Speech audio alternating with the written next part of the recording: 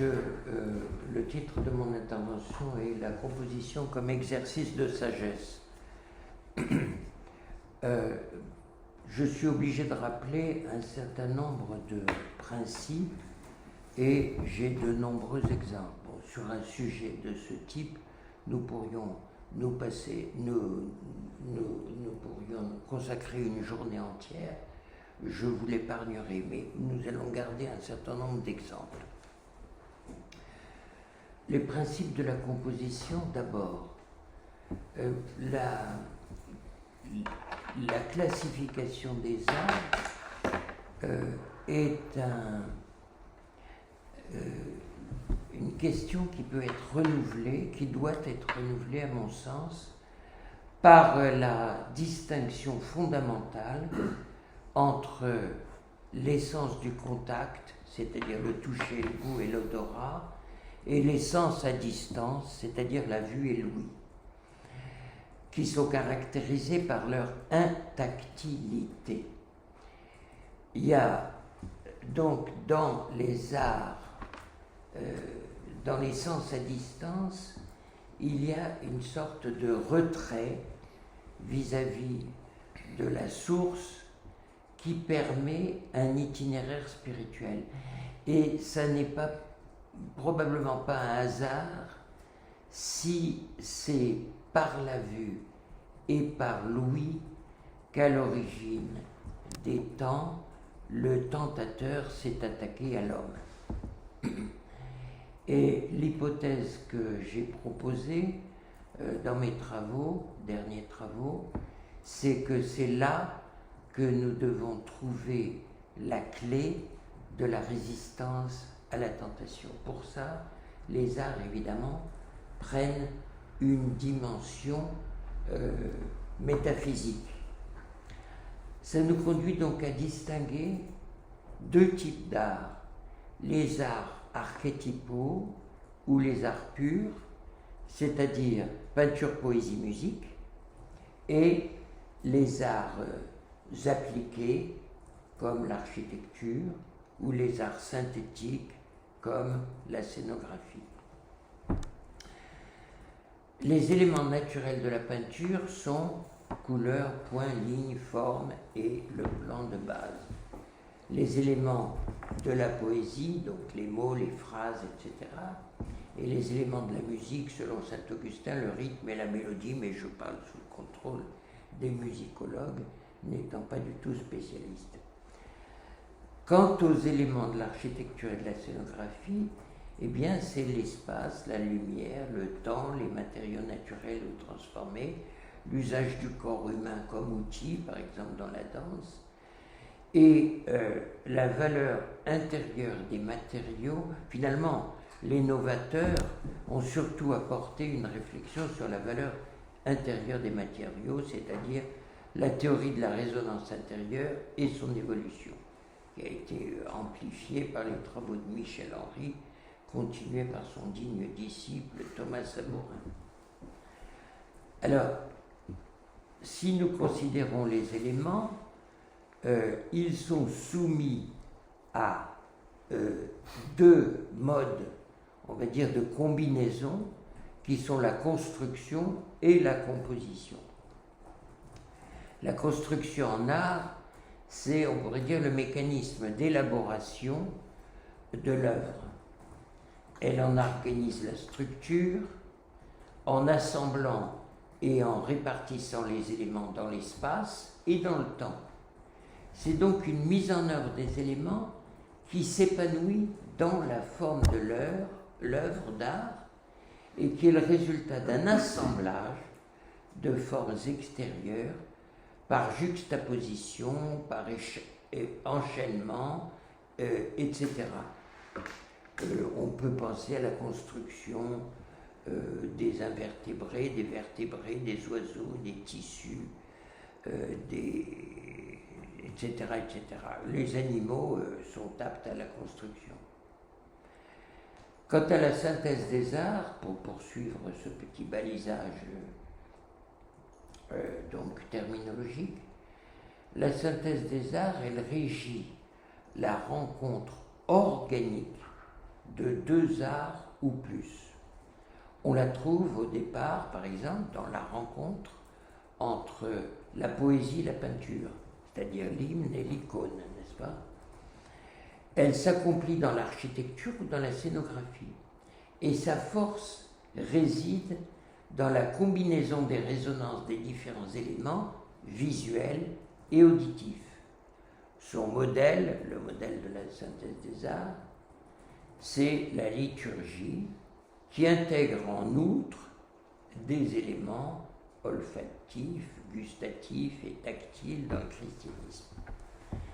Cette pluralité sensorielle rend la synthèse des arts particulièrement apte à faire vibrer l'âme humaine, soit dans le brouillard de l'hypnose, comme on l'observe chez certains créateurs, c'est le reproche que Nietzsche fait à Wagner, soit dans le dévoilement prophétique.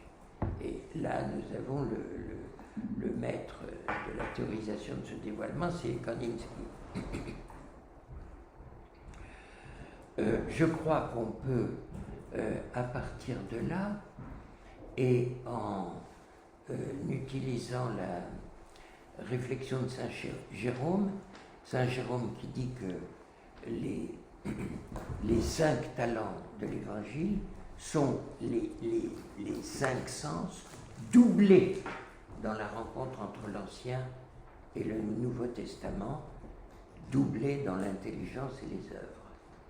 Et à ce moment-là, on peut dire que les 5 sens à travers l'art, et particulièrement évidemment la vue et l'ouïe, qui sont les sens de la vérification, les 5 sens permettent une anticipation eschatologique de la vie future de notre corps dans l'éternité.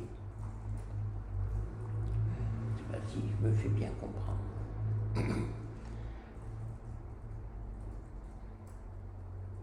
Donc il s'agit, voilà, pluralité sensorielle. Alors, cette pluralité sensorielle rend la synthèse des arts, dans notre situation, particulièrement apte à faire vibrer l'âme humaine. Voilà ce que j'ai dit. Mais à partir de là, nous avons à réfléchir sur la construction, sur la composition. La composition n'est pas la construction, elle s'en distingue radicalement. La composition, c'est une mise en ordre. Mise en ordre en un lieu d'accueil. Et sa caractéristique, c'est qu'elle choisit et hiérarchise les éléments, qu'elle équilibre les résonances et les tensions en fonction du sens, c'est-à-dire dans le but du dévoilement, d'un dévoilement du mystère, n'est-ce pas? Mise en ordre et lieu d'accueil. Mise en ordre, donc, elle hiérarchise, et lieu d'accueil, elle prépare le but absolu de l'œuvre d'art, qui est la présence du mystère, la présence de la manifestation, l'accueil de la transcendance. Alors, c'est d'abord en cela, pour cet équilibrage des résonances et des tensions, c'est de cet équilibrage qui est permis, qui est garanti, c'est à partir de cet équilibrage qui est garanti le caractère organique de l'œuvre. Ce caractère organique de l'œuvre, ça veut dire non seulement que le tout est plus que la somme des parties, mais également que l'œuvre est traversée par un élan vital. L'œuvre se présente comme le lieu de la vie. Alors, vous voyez, ce n'est pas... par exemple, si vous prenez les réflexions de Malraux qui voit dans l'œuvre d'art une sorte de substitue à l'angoisse de la mort, etc., etc. Il ne s'agit pas de ça. Il s'agit de constater la présence de la vie et de définir le lieu de la rencontre, de la transcendance. C'est un peu ce qu'on peut voir à partir d'une réflexion sur la rencontre du signifiant et du signifié dans l'œuvre d'art. Donc son élan vital, d'une part élan vital, d'autre part lieu d'accueil. C'est d'abord l'instrument d'accueil de l'inspiration. Il faut considérer que la vie de l'artiste est consacrée à cet accueil. Et cet accueil de l'inspiration qui, comme l'a bien montré Kierkegaard, est mis en dialectique avec l'occasion. Et toute l'avant-garde radicale réfléchit sur cette dialectique entre l'inspiration et l'occasion, de manière plus ou moins heureuse. Il y a des gens qui ont complètement raté la solution, comme Marcel Duchamp, et il y a des gens qui l'ont mise en œuvre, donc un certain nombre, comme souvent les dadaïstes, Kandinsky, Chagall, etc. Donc ce travail, cette dialectique de l'inspiration et de l'occasion, caractérise le processus de la vérification. Ensuite, nous avons ce dans la tradition iconographique, on appelle la périgraphée, qui est une métaphore, évidemment. La périgraphée, c'est le contour, n'est-ce pas? Et ce contour est destiné à accueillir justement la présence divine. Donc, c'est cette périgraphée qui permet ce que Rickman s'appelle la convocation de la présence. Convocation, et qui autorise son surgissement. Alors ça implique évidemment des conditions morales particulières. Alors, cette présence au présent de l'œuvre d'art dans la dimension de contemporanéité fait de la représentation une représentification. Je ne sais pas si je suis bien clair. Ça veut dire qu'ici, nous sommes dans une dimension particulière qui est la contemporanéité, non pas cette contemporanéité pornographique de la mode et du commerce, mais la contemporanéité en tant que rencontre entre l'instant et l'éternité. C'est-à-dire ma contemporanéité au Christ, par exemple. Alors, il y a des pages admirables de Kierkegaard sur la question, et la contemporanéité est la garantie de la représentation comme représentification. C'est-à-dire que je rends présent le mystère, je le rends vivant pour moi. Vous voyez ?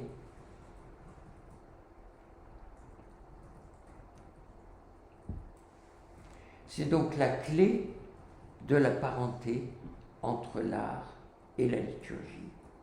C'est, on pourrait dire, la composition a une vocation sponsale, n'est-ce pas? Elle manifeste la possibilité de ce mariage avec Dieu à travers toutes mes dimensions.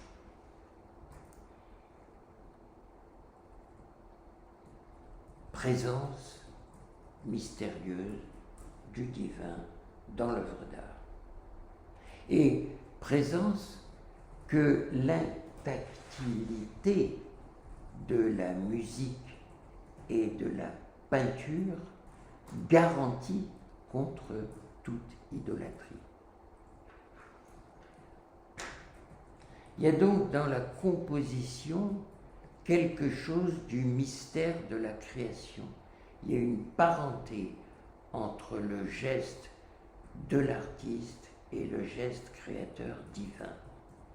Et ça se manifeste dès le moment où on analyse les éléments, soit les éléments de la musique, comme le fait saint Augustin dans le De Musica, donc avec la structuration trinitaire qu'il définit si magnifiquement, soit cette structuration trinitaire des éléments de la forme ou de la couleur que la modernité, enfin l'avant-garde radicale, a parfaitement identifié avec deux personnalités phares qui sont le père Pavel Florensky et Vassily Kandinsky, soit dans la poésie avec cette recherche du langage pré-babélien qui a animé tous les dadaïstes.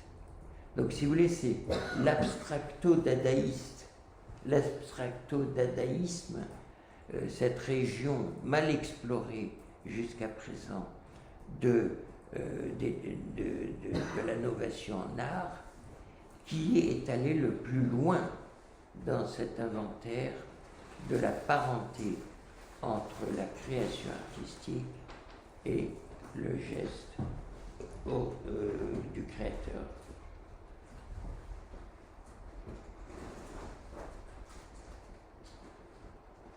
Et dans cette relation sponsale, enracinée en Dieu, qui fait participer l'artiste au mystère des origines, nous découvrons la clé de notre vocation. Alors, je renvoie au psaume 84, verset 12, amour et vérité, etc. Alors, on en vient à l'idée, si vous voulez, que la réception, c'est un peu synthétique, je vous prie de m'en excuser, mais le domaine est vaste, on pourra creuser un certain nombre d'aspects s'ils sont obscurs.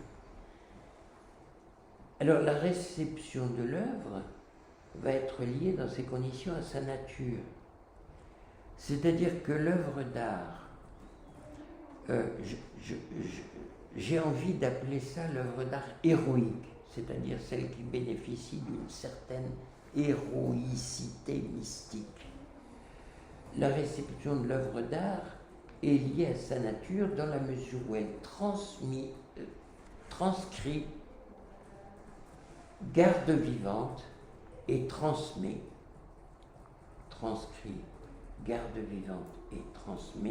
les grandes expériences spirituelles dans la marche de l'homme vers la vérité.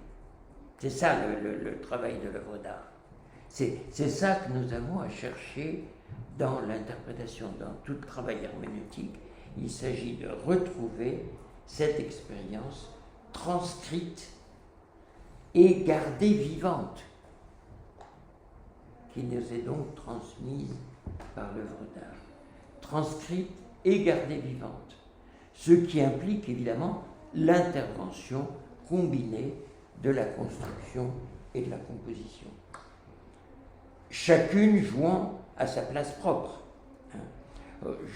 Je donnerai tout à l'heure, si vous voulez, un certain nombre d'exemples herméneutiques jusqu'à ce que vous criez grâce.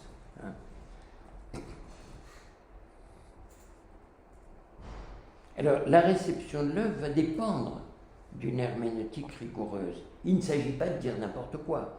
Il ne s'agit pas de regarder ailleurs. Il faut vraiment voir ce dont il s'agit. Et dans ces conditions, l'œuvre va appeler une mise à l'épreuve. Nous sortons du domaine de la preuve, mais nous entrons dans celui de l'épreuve.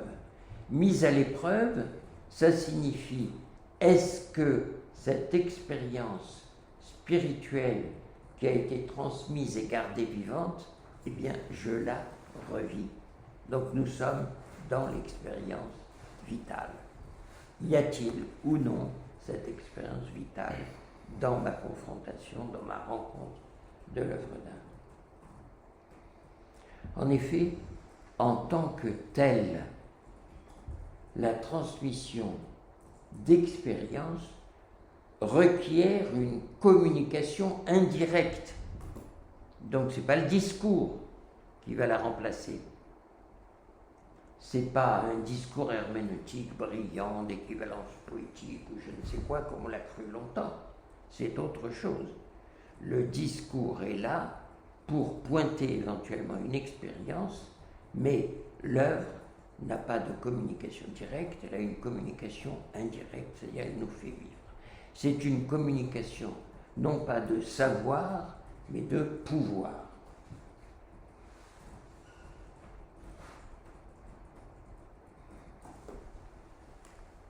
Et donc, communication directe, évidemment, est sujette à interprétation, c'est-à-dire je peux être aidé, je dois être initié, sauf si je suis tombé dans le chaudron quand j'étais petit, j'ai besoin qu'on me dise c'est pas là qu'il faut regarder, c'est là, vous voyez.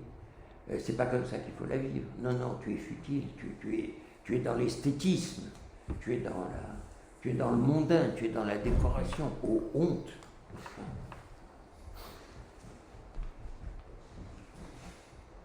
Bonjour. Il y a un chien qui vient, on le voit.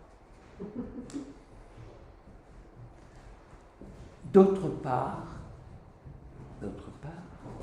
point également fondamental, en tant que porteuse d'une expérience spirituelle de vérité, comme j'ai dit tout à l'heure, l'œuvre initie une mise à l'épreuve confirmatrice qui s'opère à la fois à travers cet itinéraire interprétatif et par le fait de revivre l'expérience. Voilà la mise à l'épreuve. Les éléments de confirmation, vous allez me dire comment je peux savoir, eh bien justement, les éléments de confirmation résident dans la résonance intérieure et dans la vibration de l'âme, mais aussi et surtout dans les fruits spirituels. Alors ça, c'est fondamental. Constatons quels sont les fruits spirituels de telle ou telle œuvre d'art qui nous est proposée par la collectivité actuellement. Au hasard, prenons le... Pardon. Bon, on sourit tous en attente de l'exemple. C'est facile. Prenez-le. Bon, je ne me salirai pas la bouche. Après, il faudrait que j'aille là au savoir. Les expériences spirituelles confèrent donc aux œuvres d'art leur caractère mystique et elles peuvent ainsi devenir le vecteur d'une ouverture de l'âme à la présence mystérieuse de la transcendance. Donc c'est le principe auquel nous parvenons. Alors les expériences de ce type, dont témoignent les artistes, portent sur la beauté du monde, sur l'histoire des hommes, sur la rencontre du divin. La beauté du monde y est ruminée pour reconnaître un enseignement par les similitudes ou les analogies, mais aussi et surtout pour y lire les traces de l'action créatrice. C'est ce bon Cézanne qui a consacré toute sa vie à ça. Les traces de l'action de Dieu, et il les cherche dans la Sainte Victoire. L'histoire est méditée aussi directement, soit par allégorie pour discerner la valeur de l'action humaine, mais surtout pour y trouver les signes des interventions néfastes ou providentielles. Et enfin, l'œuvre d'art peut témoigner évidemment de la manifestation divine. Alors, si nous regardons l'ensemble des cultures, soit dans les présciences du paganisme, soit dans les interventions angéliques, soit dans les mystères de l'incarnation. Alors, les modes de transmission de ces expériences spirituelles peuvent se regrouper facilement autour de trois pôles. On observe d'abord que les arts purs peuvent fonctionner dans le domaine de l'anthropologie de la même manière que les mathématiques dans le domaine des sciences de la nature.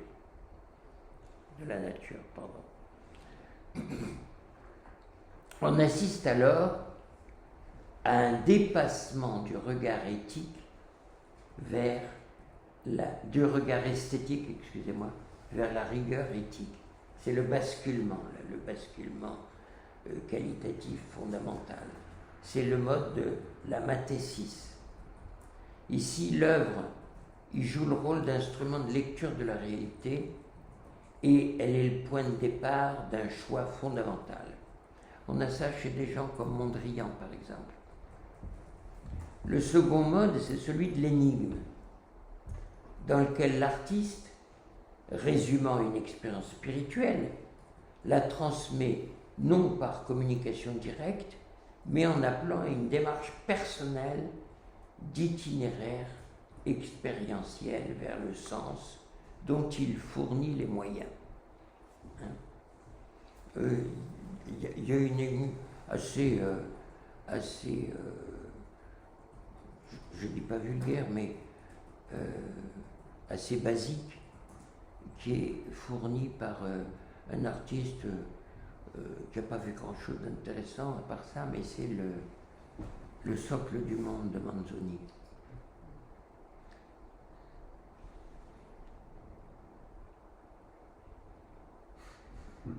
Vous voyez?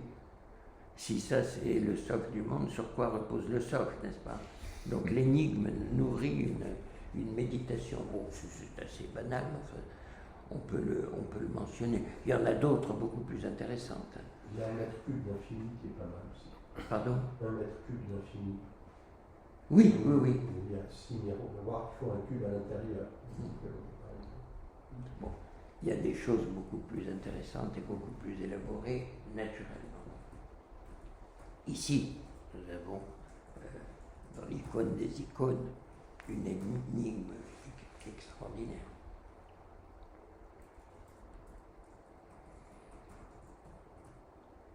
Donc l'énigme transmet une expérience spirituelle non par communication directe, mais en appelant à une démarche personnelle d'itinéraire expérientiel vers le sens dont l'artiste fournit les moyens.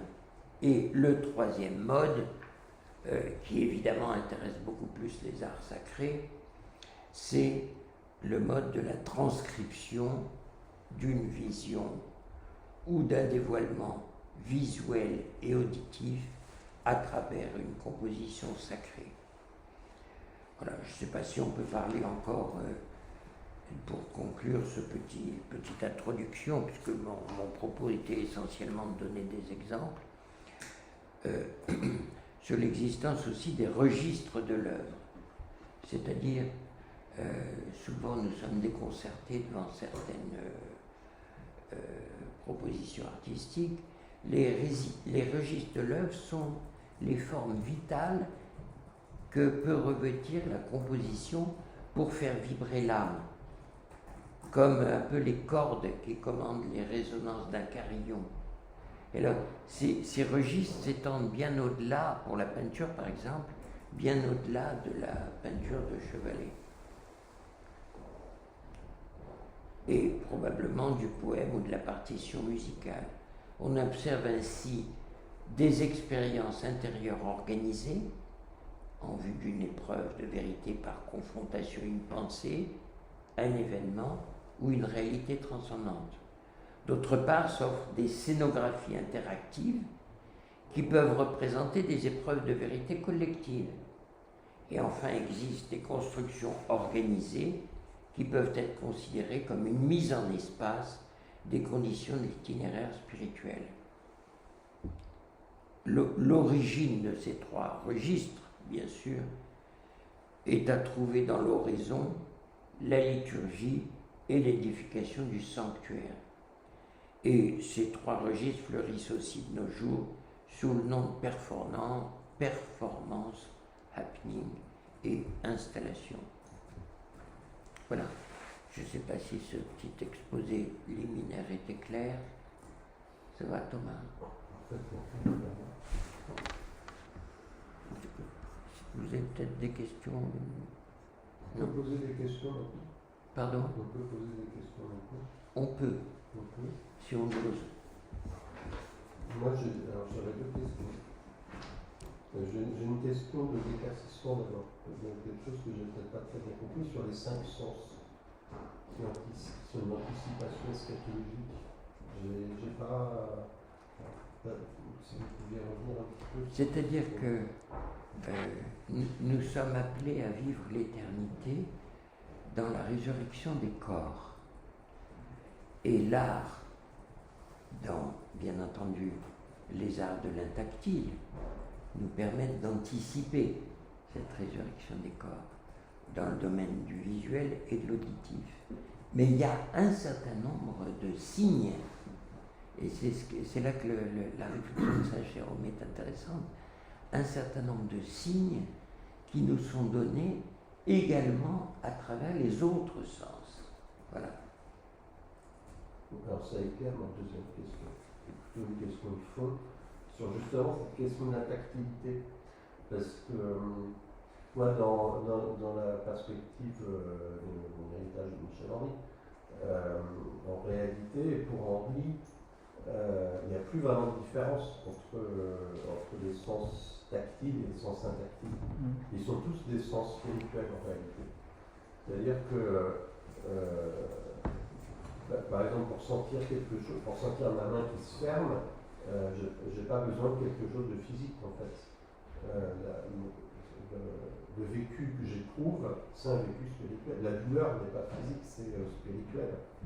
Et tout ce que je sens est spirituel. Et donc, je pense que ce serait, en tout cas, j'essaierai de le faire, intéressant de voir comment on comprend dans cette perspective cette différence-là. Parce qu'effectivement, je comprends aussi, c'est la différence, vous m'arrêtez si je me trompe, mais c'est la différence du désintéressement chez Kant, en réalité. C'est-à-dire qu'on ne peut pas attendre de la représentation de l'objet un effet à venir. Tout ce qui nous intéresse dans l'objet, c'est précisément la représentation qu'on en a. Et non pas quelque chose qu'on en attend, comme par exemple dans l'exemple classique, je trouve que la représentation des pommes est belle, non pas parce que je trouve qu'elles ont l'air bonnes, mais parce que cette représentation est belle en elle-même. Mais c'est vrai que ce que je trouve intéressant chez Michel Henry, dans sa conception au fond de l'immatérialité même des sens tactiles, c'est que précisément ça permet de penser la résurrection des corps sur un mode plus profond et moins naïf que l'idée que les corps sont constitués physiquement, etc. Et donc c'est l'articulation en fait de ces deux choses que je ne vois pas très bien, mais qui me semble très très intéressante à développer. Alors, c'est à approfondir, hein. On ne va pas se lancer là. Non, bien sûr, c'est juste pour dans ce cadre. Oui, mais. Une interrogation. Alors, nous reviendrons là-dessus. Alors, il n'y a pas d'autres questions? Brigitte?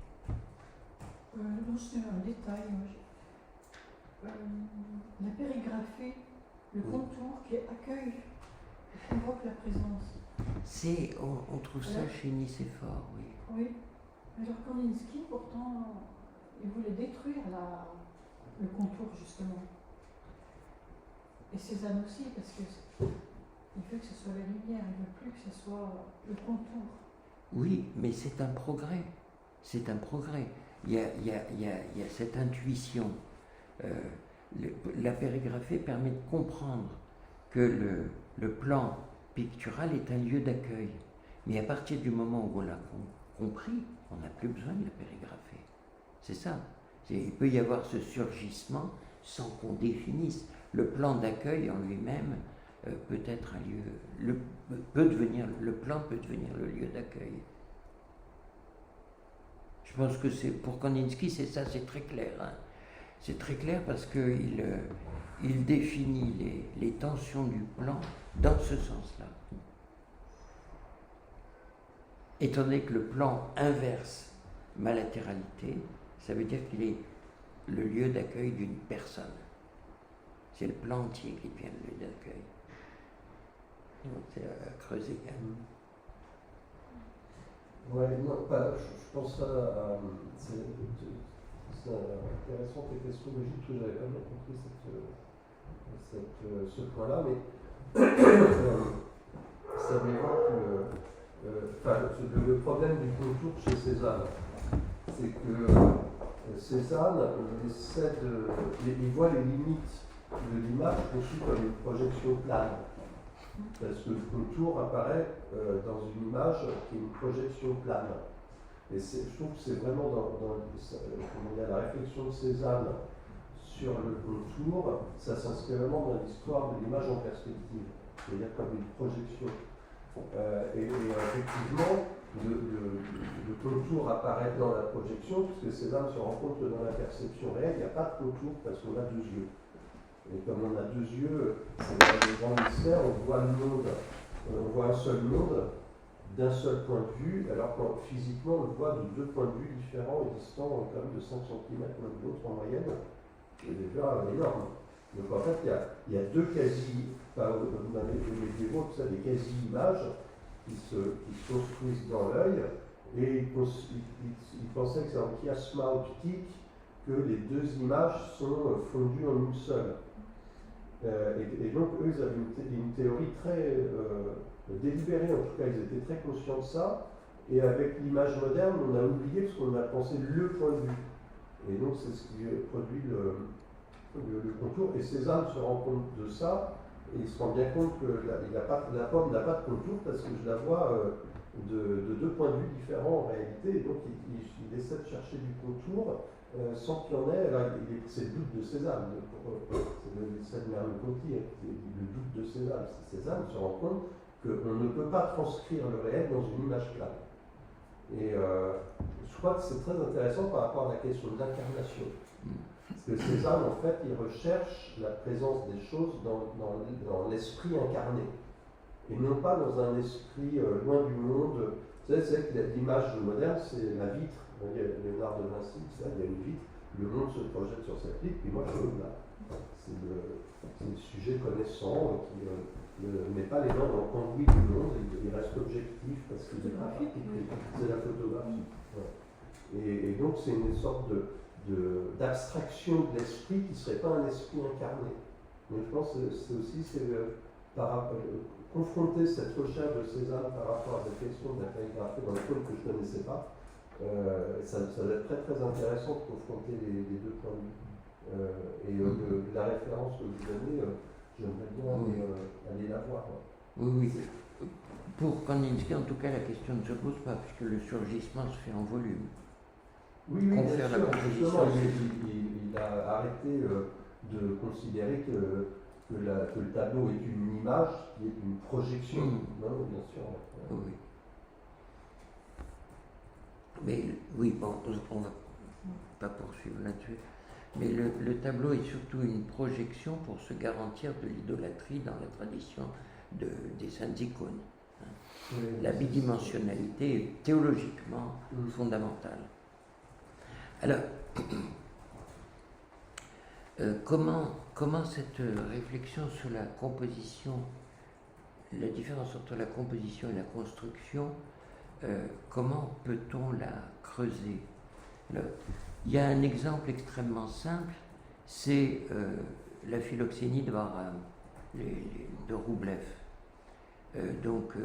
L'accueil des 3 anges par Abraham, et là, c'est vraiment axiomatique. Il y a une construction et il y a une composition. La construction est géométrique, parfaitement géométrique. C'est le triangle, le cercle, le carré et l'octogone. Le centre se trouvant coïncider exactement avec le point focal de l'incarnation, c'est-à-dire l'ombilique du Christ.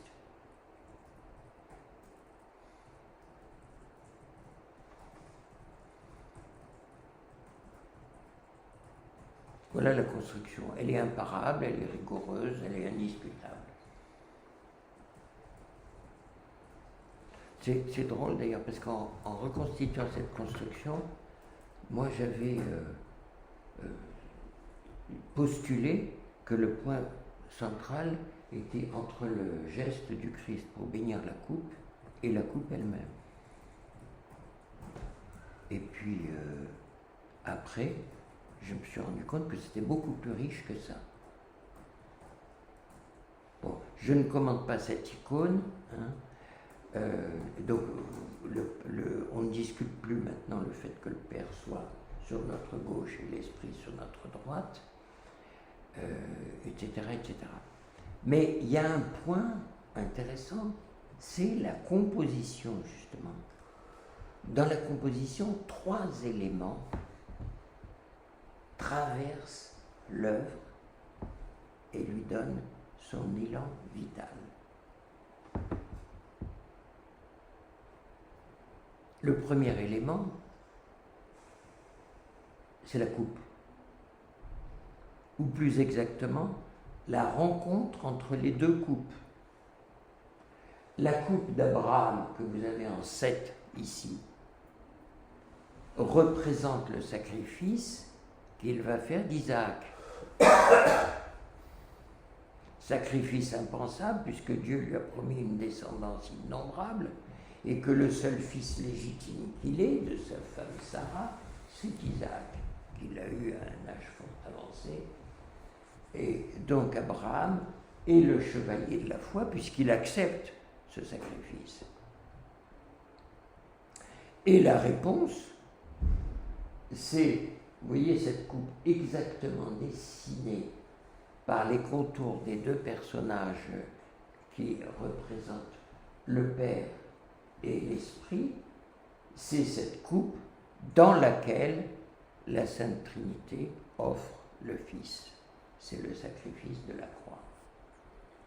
Car la kénose intéresse l'ensemble de la Trinité, bien entendu, même si seul le Fils est monté sur la croix. Et même s'il y a eu un moment où il a pu dire cette formule absolument extravagante, impensable, mon Père, pourquoi m'avez-vous abandonné? Vous imaginez cette phrase? C'est-à-dire qu'il a vécu totalement, lui, complètement pur, les conséquences du péché sans l'avoir commis. Les conséquences du péché qui sont la séparation vis-à-vis de Dieu. Même nous, nous n'aurons pas à vivre ça, puisque si nous l'appelons, Jésus sera là, au moment de notre passage. Vous voyez? Lui seul aura vécu cet abandon total. Ça, c'est le premier point. Le deuxième, vous avez une flèche A. Cette flèche A caractérise l'inclinaison du rocher et de l'arbre vers la demeure du Père. Quant à la flèche B, elle caractérise l'inclinaison des personnes de la Sainte Trinité, l'Esprit et le Fils, devant le Père. Et en C, vous avez une 3e flèche, alors une flèche extraordinaire, elle part de la main du Père qui donne l'ordre, passe par la main du Fils qui consacre la coupe et se termine avec la main de l'Esprit qui désigne la terre qui va bénéficier du salut. Et je ne sais pas si vous voyez en 8 cette petite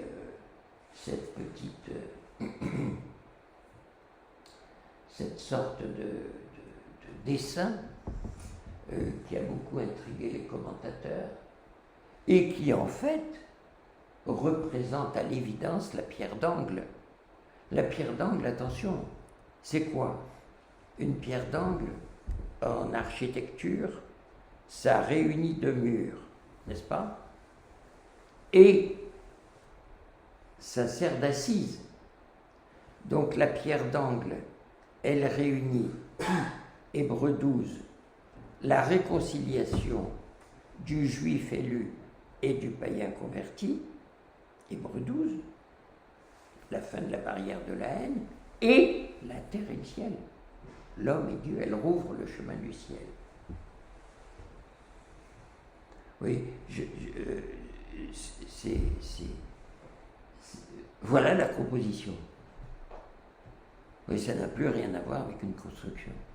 C'est vraiment l'élan vital qui traverse l'œuvre. Alors, là, on est devant le chef-d'œuvre des chefs-d'œuvre. Hein. Alors, on a d'autres exemples de composition. Il y en a deux qui m'ont vraiment passionné. D'abord, la première, c'était les 12 déclarations de Jésus dans l'évangile de Saint Jean. Et je me suis aperçu que Saint Jean se moquait complètement de l'ordre chronologique de ces déclarations. Donc, qu'est-ce qui faisait la cohérence de ces déclarations? Puis ensuite, je me suis dit, mais si on allait chercher jusqu'au Notre Père, parce que le Notre Père, c'est la parole de Jésus, c'est le Verbe de Dieu. Pourquoi les 7 déclarations du Notre Père sont-elles organisées de la manière dont elles sont organisées? Alors, si vous voulez bien me suivre,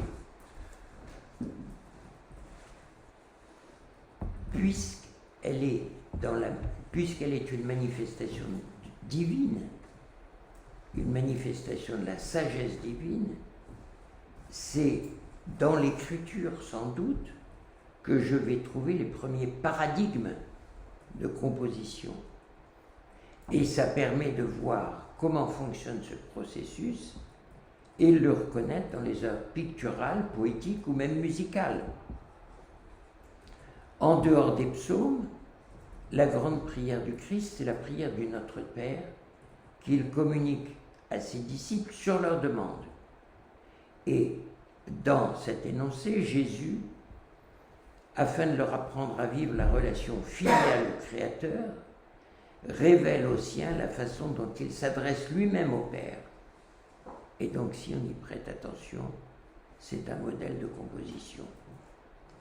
La prière elle-même comprend 7 demandes. 3 qui sont centrées sur Dieu et les 4 autres concernent les besoins des hommes. L'Évangile rapporte que tous les actes de Jésus sont nourris de sa prière.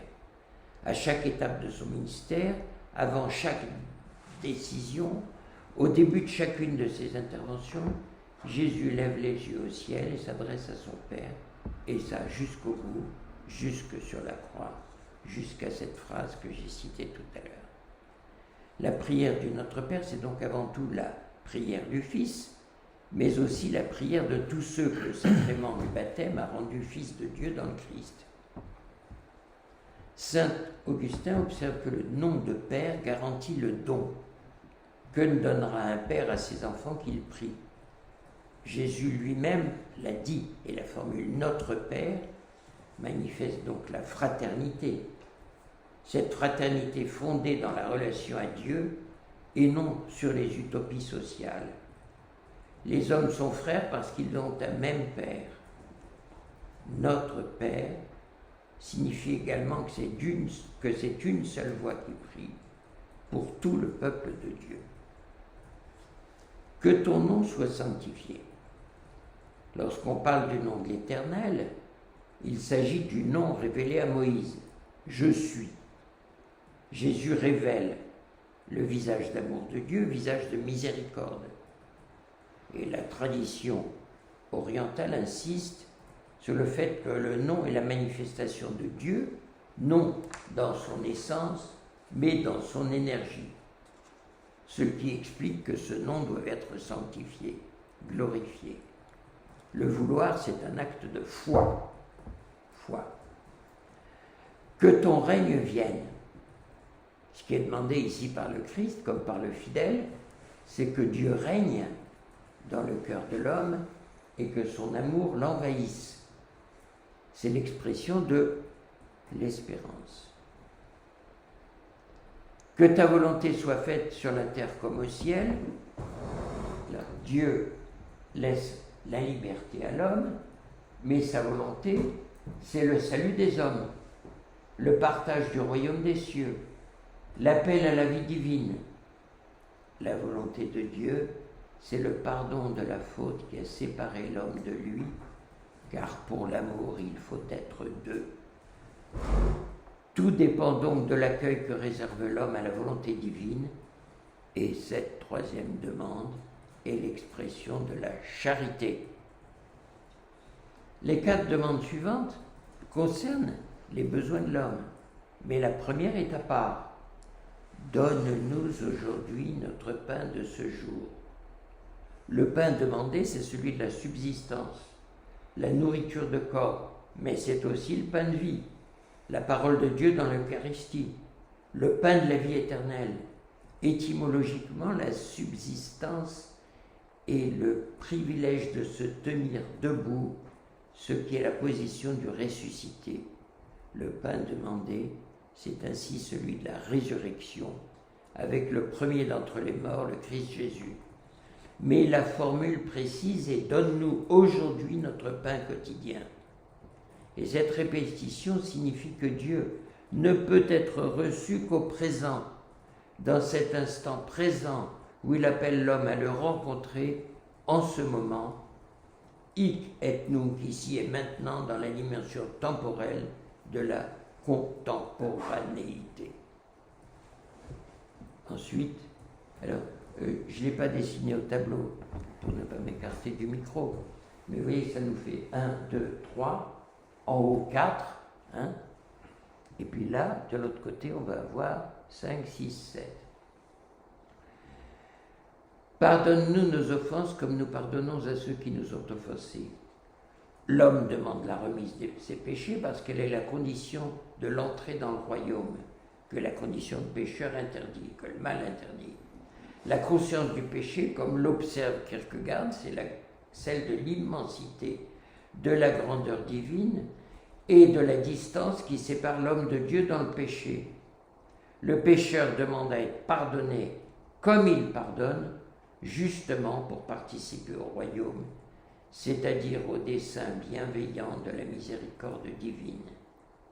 C'est même dans cette miséricorde que se trouve la force amoureuse du pardon. Père, pardonnez-leur, ils ne savent pas ce qu'ils font, dit notre Seigneur sur la croix. C'est ainsi que le chrétien, priant pour ses ennemis, brise pour toujours le cycle des vengeances et la barrière de la haine dont je parlais tout à l'heure. Il prie pour leur salut, dont l'amour divin de Jésus a payé le prix sur la croix. La révélation du Christ ouvre à l'humanité la dimension de l'absolu dans le pardon.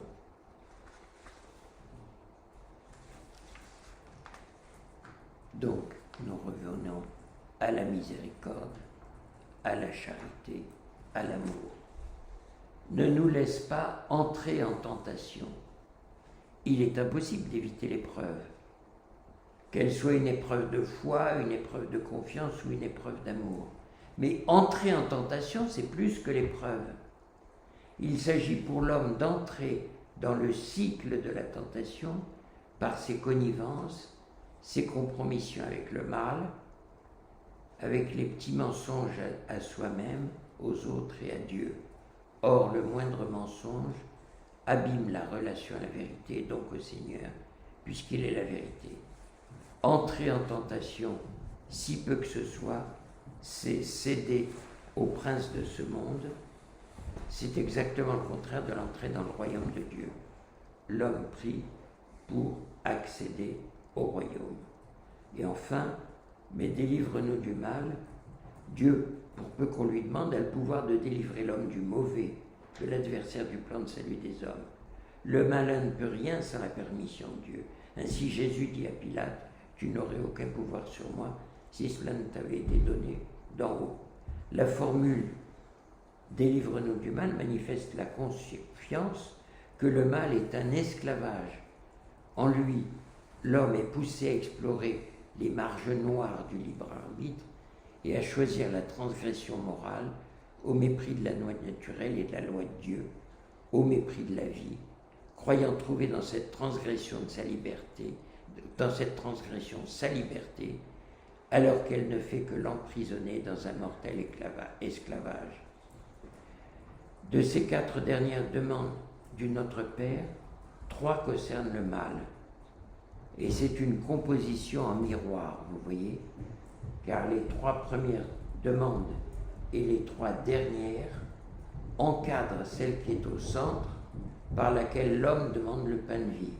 Avant cela, il a exprimé sa foi, son espérance et sa charité.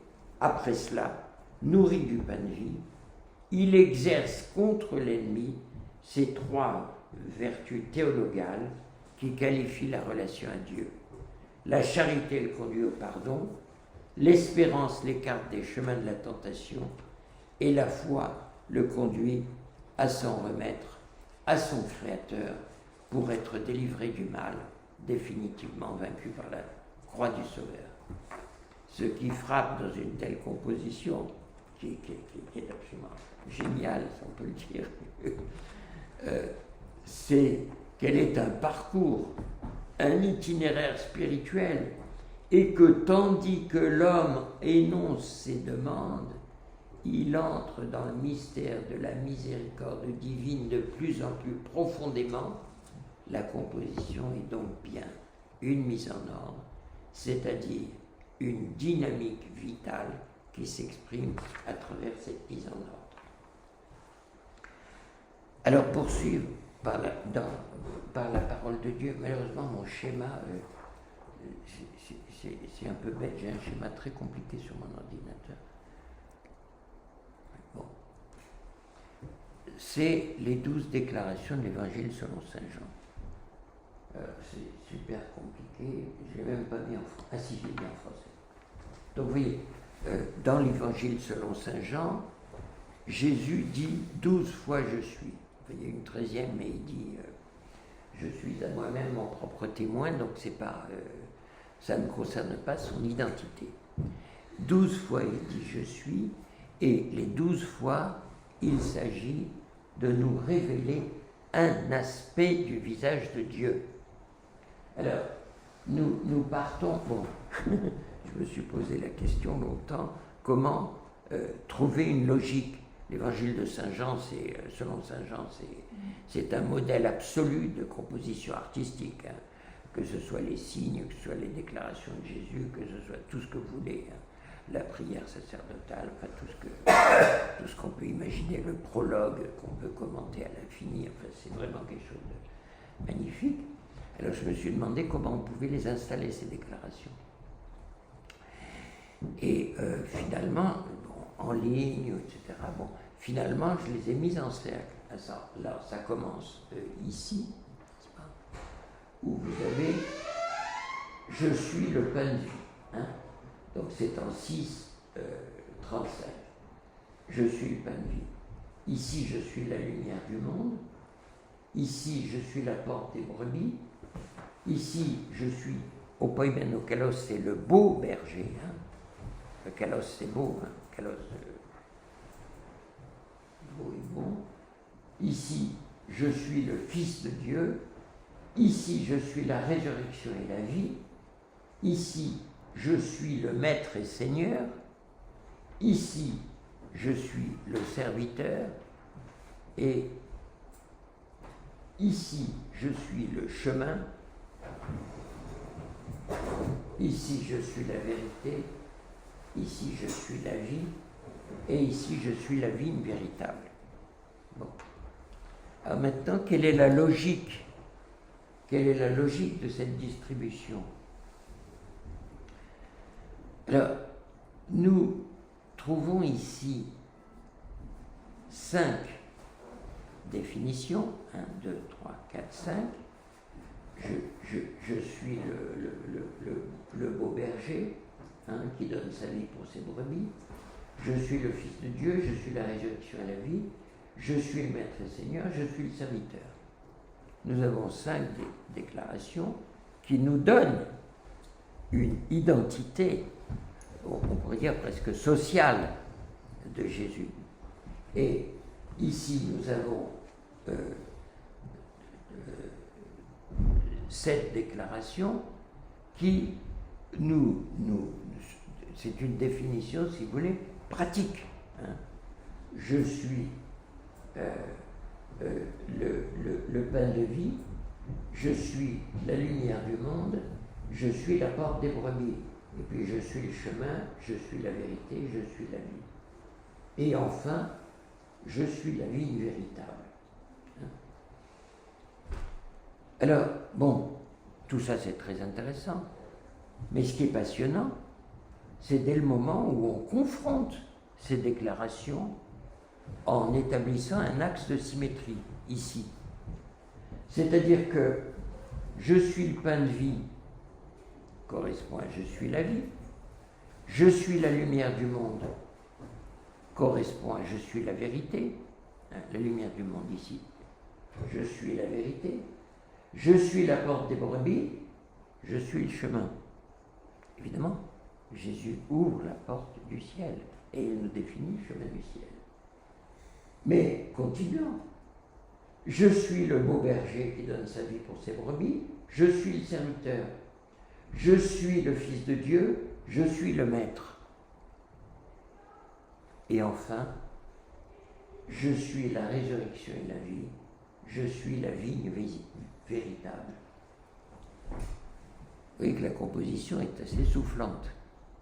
Bon, je ne vais pas faire le commentaire des 12 déclarations de Jésus, mais là, nous prenons conscience ici de cette admirable composition de l'Évangile selon Saint Jean. Alors, il y a des compositions de ce type qu'on retrouve, par exemple, les 9 expériences de Kandinsky. Kandinsky nous présente ces 9 expériences, vous voyez, vu que mon tableau n'est pas bon, les 9 expériences. Ah si, il est bon.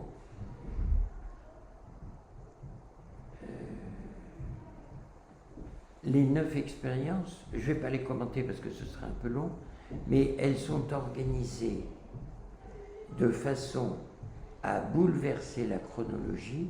Il raconte les expériences qui l'ont conduit à son illumination spirituelle. Bon, j'ai développé ça abondamment dans le dernier livre de Kierkegaard à Kandinsky, La question de l'inspiration.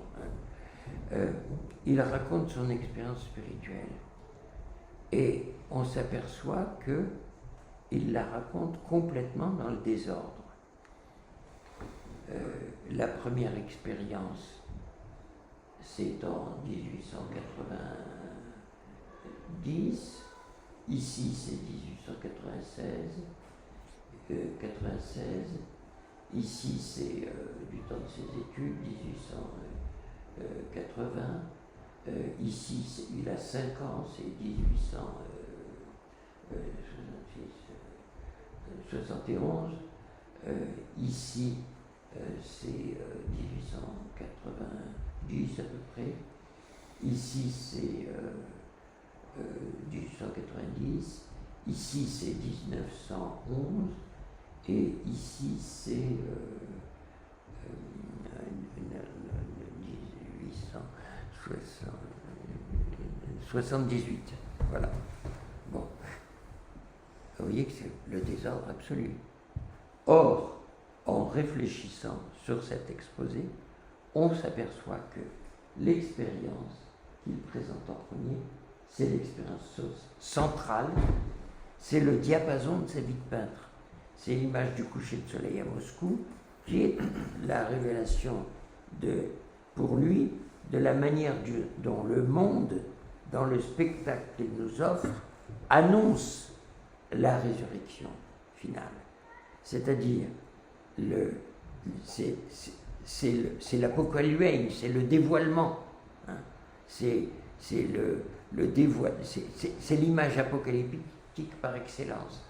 Et puis par ailleurs, ici, il va découvrir le langage pur de l'art, l'abandon des certitudes extérieures, le basculement dans la dimension du sens et la découverte de l'intériorité. Vous voyez? Alors, tout ça s'est accumulé, et puis ensuite, nous sommes en 1913, il reprend tout ça et il le met en ordre dans un exposé magistral. Bon. Voilà un autre exemple, si vous voulez, qui est comparable à celui de l'Évangile selon Saint Jean et des 12 déclarations du Sauveur. Nous pouvons voir aussi. Est-ce que la différence des couleurs, ça change? Parce que dans le précédent schéma, il y avait du bleu et du rouge, comme sur la coupe. C'est mon système de travail. Je travaille avec un crayon rouge et bleu et un crayon noir. Donc, ah oui, donc ça n'a pas de relation avec le précédent? Non. En fait, parce que le schéma complet que j'ai publié, il y a en bleu l'ordre chronologique et les dates. Mais là, je ne sais pas pourquoi, c'est le bazar dans mon ordinateur et tout. Parce que bon, les choses avancent, alors on approfondit. Non, mais dans ton précédent schéma, excuse-moi. Ah, chez Saint-Jean? Oui. Ah oui, d'accord. Tu as clairement distingué ce qui est au-dessus, ce qui est en dessous, Ah, d'accord, et puis tu as fait des suites. Voilà, sur le schéma définitif là, que j'ai fait en français, j'ai mis en rouge ce qui concerne les déclarations sur l'identité sociale, et l'autre c'est le sauveur en acte. Voilà. Avec au centre quelque chose qui échappe aux deux, puisque je suis la résurrection et la vie, et je suis la vie véritable. C'est une déclaration assez profonde et eucharistique, c'est-à-dire de rencontre entre terre et ciel. Voilà. Et cette composition, c'est toi qui l'as mise, en fait, en ordre. Oui, c'est moi qui ai fait ça. Oui, c'est toi qui as eu cette inspiration. Oui, absolument. Géniale, mais pour. Merci. Tu as sorti de chaque texte de façon qui n'est pas linéaire, qui n'est pas. Oui, c'est ça. On a retrouvé la dynamique, je sais pas. Je me suis dit, mais pourquoi il nous raconte ça dans cet ordre? C'est l'ordre que tu as donné, toi. Parce que lui, il l'a mis dans un autre ordre. Non, lui, il l'a mis dans cet ordre-là. 1, 2, 3, 4. Non, mais je parle de Saint-Jean. Ah, Saint-Jean? Non, c'est l'ordre de Saint-Jean. Non, ah oui, on est à Saint-Jean là, attends. Une seconde, voilà. Non, c'est l'ordre de l'Évangile selon Saint-Jean. On peut reprendre les. Voilà. Ici. Ah, j'ai cru que. Ah oui, c'est l'ordre. 6, 35, ah, oui, 9, 5, 17. Oui, ils sont là d'ailleurs. D'accord. 6, 35, Ah oui, c'est l'ordre. 8, 12, 17, 10, 11, 10, 36, 11, 25, 15. Il faut que je réponde. Chauffage là-bas. Désolé, 30 secondes. En fait, cette symétrie, pour quelqu'un qui lit de manière cursive, elle se déploie comme un écho, on pourrait dire presque. C'est-à-dire en termes de mémoire. Alors, ça serait intéressant de. C'est l'hypothèse du Père Jousse, hein. C'est que tous les évangiles sont construits de manière mnémotechnique. Mais là, il y a plus qu'un artifice mnémotechnique. Il y a vraiment un caractère dévoilant. Non, mais j'entends écho dans le sens où justement ça a un impact affectif. C'est un peu comme dans une composition musicale où le deuxième mouvement, une symphonie, on est encore dans l'ambiance du premier mouvement, et c'est le contraste justement entre les deux qui lui donne son relief et sa force. Et là, c'est un petit problème technique là. Donc, oui, vous voyez, alors, que ça corresponde à un instrument de mémoire, j'en suis pas sûr. De rumination, oui. Non, mais j'entends mémoire pas au sens où on provoque des souvenirs, hein, de mémoire vivante. C'est la personne, ça provoque quelque chose qui se passe en nous de manière immédiate. Et donc on doit reprendre, justement. Il y a incontestablement un itinéraire spirituel, une révélation progressive jusqu'à la dernière affirmation, je suis la vie véritable. Oui, un sens cumulatif, on pourrait dire. Pardon ? Un sens cumulatif. Oui. Chaque déclaration contient toutes les autres, en fait. Oui. Celles qui sont avant. Oui, c'est ça, oui. Et comment dirais-je, il y a, oui, en haut le voleur, en bas la mort. Enfin, on peut réfléchir. Il y a tout. Et puis, il y a aussi l'accompagnement des signes et des miracles. C'est-à-dire que l'évangile est encore plus complexe, bien sûr. Mais là, déjà, nous avons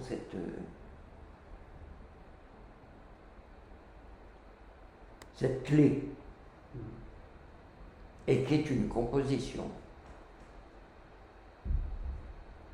Oui, on attend l'iconographe qui va faire cette icône-là. Oui, comme pour l'icône du Notre Père, là, que j'ai fait une esquisse, mais j'ai pas eu le temps. Oui. Alors, après, nous avons, je reste dans les exemples picturaux naturellement. Après, encore un ou deux exemples. Oui.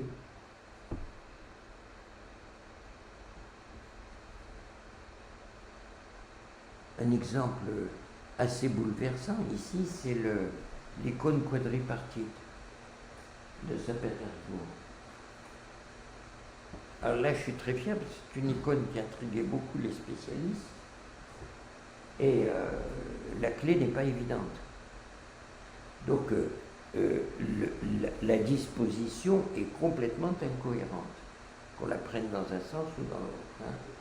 Puisque nous avons la résurrection de Lazare, après nous avons la philoxénie d'Abraham, après nous avons la sainte rencontre, donc la présentation de Christ, et après Saint Jean dictant l'Apocalypse à son disciple Procore.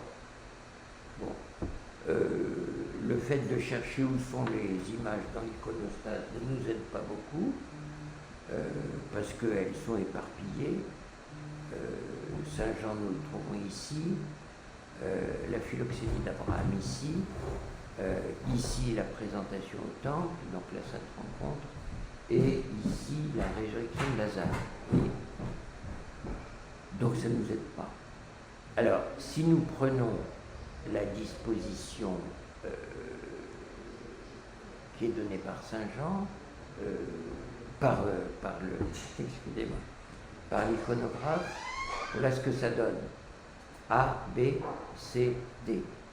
Si nous prenons la disposition chronologique, ça va nous donner ça. B, C, A, D.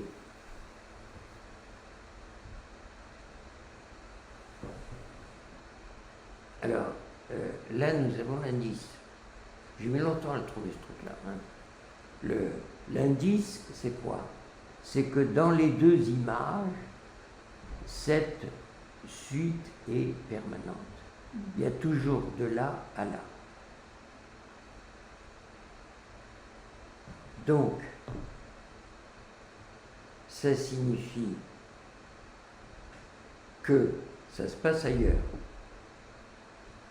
Alors, l'hypothèse, c'est que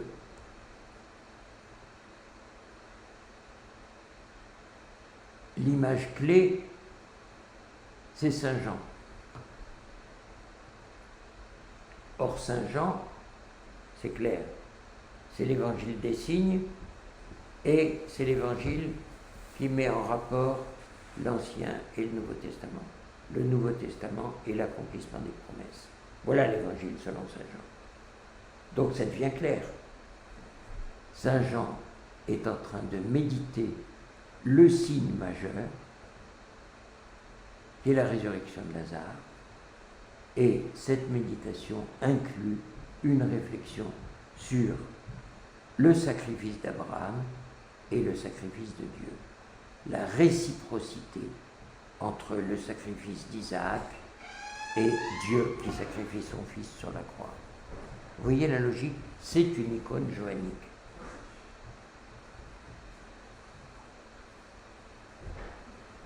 C'est Simeon et Anne qui sont en haut à droite aussi.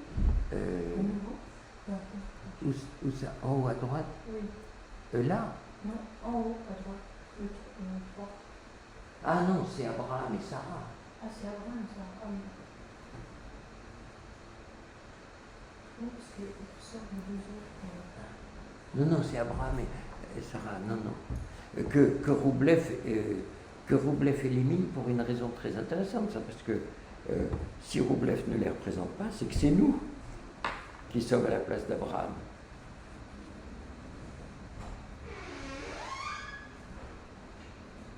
Alors bon, on peut donner encore d'autres exemples très rapidement. Je vais donner un exemple iconique. C'est Saint Théodore Stratylate.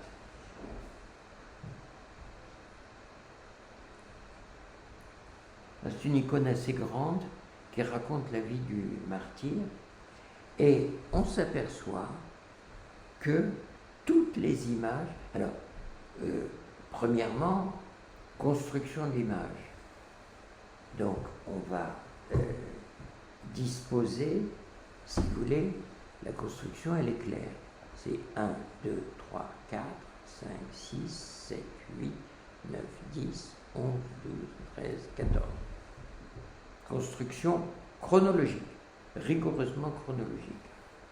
Pour aller très vite, Saint Théodore, victoire sur le dragon.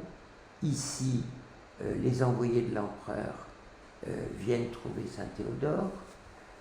Ici, Saint Théodore rêve qu'il est percé de flèches. Ici, l'empereur rend visite à Saint Théodore, qui l'accueille avec respect. Ici, l'empereur ordonne à Théodore d'adorer les idoles. Ici, Théodore casse les idoles d'or et d'argent et les distribue les morceaux aux pauvres. Ici, l'empereur condamne Théodore à être, alors toute une série de trucs flagellés avec des trucs de feu, des fouets avec du plomb, à être arraché la peau avec des tenailles et à être crucifié. Donc voilà. Alors ici, flagellation de Théodore, supplice.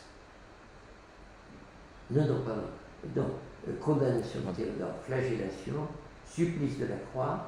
Et ici, un ange vient délivrer Théodore du haut de la croix.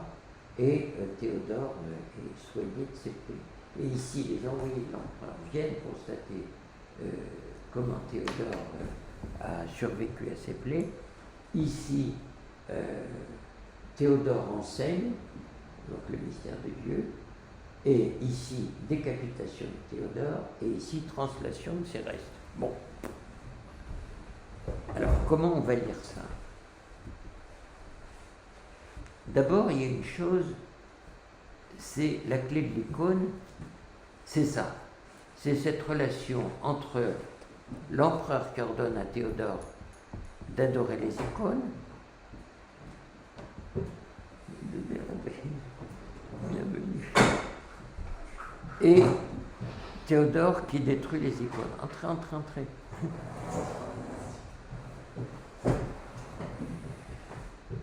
Et en dessous, nous avons Théodore crucifié et l'ange qui le délivre. Alors, ce sont des relations en miroir, puisque la fidélité de Théodore à Dieu répond la fidélité de Dieu à Théodore. Ensuite, nous avons les deux icônes, les deux éléments de la prédelle qui sont ici Théodore vainqueur du dragon et ici la translation des reliques, comme saint Théodore a, par sa victoire personnelle sur le mal, Théodore, le mal figuré ici sous la forme du dragon, saint Théodore est devenu une solution contre le mal, ce que marque la translation et la vénération de ces reliques en dernière image. Ensuite, l'image suivante, vous voyez, on peut continuer, c'est très impressionnant, elles se correspondent terme à terme. Ici, nous avons le renversement des béatitudes. En haut, saint Théodore rend hommage et salue à l'empereur. Dans l'image du bas, ce sont les centurions de l'empereur qui, voyant saint Théodore guéri par l'ange de Dieu, lui rendent hommage et croient au Christ. C'est le passage du monde du péché au monde de la grâce qui opère le renversement de la hiérarchie. Alors, la flèche est sans réciprocité là, puisque ce sont deux mondes qui cohabitent jusqu'au retour du Christ. Mais la dynamique va dans. Voilà. Ensuite, nous avons cette correspondance entre les deux images. Théodore reçoit les envoyés de l'empereur qui lui apportent des biens matériels. Et ici, Théodore, après sa victoire sur le mal, sur la mort et sa fidélité, Théodore dispense des biens spirituels à l'assistance. L'image suivante, oui, c'est Théodore rêve que des flèches, dans son sommeil, il y a deux rêves. Le pokrov de la cathédrale, c'est-à-dire l'image de la protection de la Mère de Dieu, est volée, et il reçoit une nuée de flèches. Et en bas, c'est la décapitation de saint Théodore, c'est-à-dire le moment où Dieu donne la permission donc des martyrs. Et enfin, dernière correspondance, eh bien, vous avez la passion de Théodore et sa gloire, avec le bouclier de la foi, etc. Il est nimbé, l'épée du discernement, vous voyez, il est nimbé. Alors bon, là c'est une chose assez, j'ai pas fait le schéma en couleur, mais si on analyse toutes les correspondances, vous voyez que c'est sportif. Hein. C'est-à-dire que le parcours de l'œil est très intéressant. Là. Vous avez tout le parcours de l'œil là. Et donc une image évidemment d'une très très grande richesse pour la prière. Hein, parce que pardon, c'est pas Théodore, une image d'une très grande richesse pour la prière. Excusez-moi. Je peux vous donner un ou deux exemples contemporains si vous voulez. Très rapide, de toute manière. Non, c'est trop long. Le peuple réclame d'autres exemples.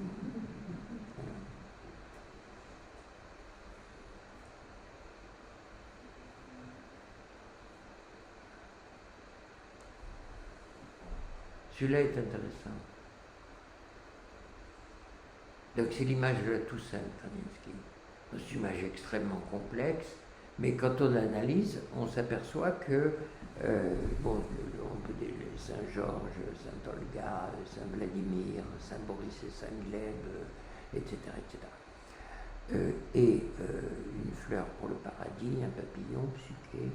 Ici, la Jérusalem céleste, l'ange à la trompette, la croix du Sauveur, etc. Vous voyez, et ça c'est Saint-Nil de la Sorcalo, donc le grand mystique de l'hésychasme. Alors bon, la construction est, vous voyez, foisonnante, hein, foisonnante. Mais si on vient à la composition, elle est extrêmement simple. J'extrais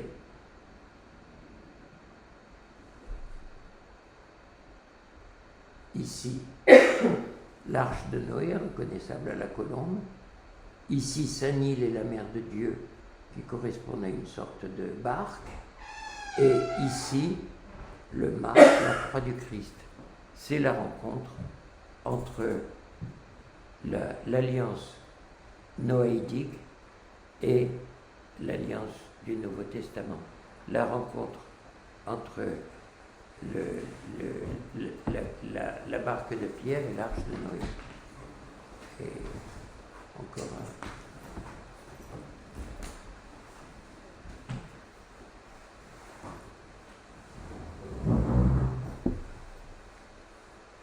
Toujours Kandinsky, la composition 2. Alors, si nous regardons la composition 2,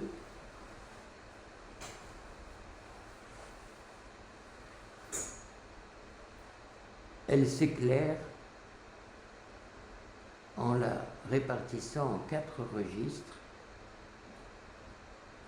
Donc ici, le registre humain avec un prophète qui désigne le spectacle apocalyptique, c'est-à-dire l'écroulement de la cité des hommes et la croix du Christ, et ici les cavaliers de l'Apocalypse, en bas l'image de la résurrection, les morts qui se relèvent, et puis l'image paradisiaque sous l'arche de l'Alliance.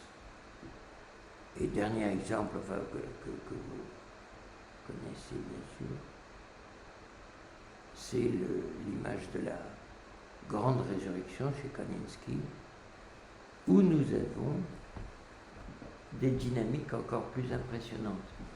Parce que nous avons, ça c'est Saint Jean qui considère donc la chute du soleil, la révélation trinitaire, où là les anges à la trompette, l'aigle qui crie malheur, le démon, les baptisés dans le Jourdain avec Saint Jean-Baptiste ici, et puis là Saint Jean, le théologien, et la Mère de Dieu qui prend le voile de la protection, le dernier cavalier, l'écroulement de la cité sainte et le ciel roulé comme un livre. Première dynamique, la dynamique du dévoilement, c'est la vision de Saint Jean. Le dernier cavalier, le Christ, et le dévoilement trinitaire ultime. Deuxième dynamique, les baptisés, échappant au serpent dragon et passant par l'épisode de la résurrection pour arriver au jardin du paradis. Voilà. Voilà, si vous voulez, ce que on peut, à mon sens, expliquer concernant la différence entre la construction et la composition, avec évidemment l'exemple paradigmatique de Roublev. J'ai fini.